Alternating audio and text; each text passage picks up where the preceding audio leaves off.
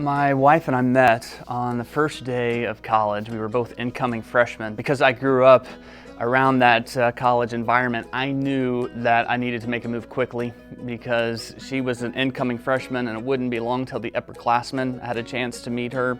And so I asked her out on a date the first time I saw her. We went out that night, got married a year later.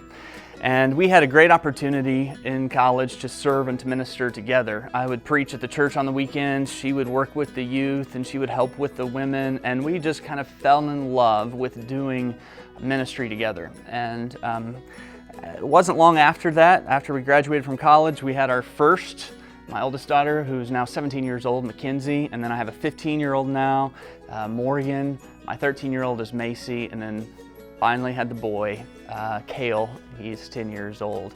We started a new church in Southern California together as a family, and we were there for 4 or 5 years and had an incredible experience seeing God work in a new church. Honestly, I hadn't planned on being a church planter, but I was young enough, I was like 22 at the time, nobody would hire me to be a preacher at their church. I'm like, well, if I want to preach, I guess I have to start my own church. And so we went to North LA County and we started this church. It's called Real Life Church. We helped start this church and establish this church. And then after that, we moved to Louisville, Kentucky, where I now serve as a teaching pastor, which basically means I preach here about half of the time. It was kind of a ministry whiplash going from a new church environment to preaching at one of the largest churches in the country.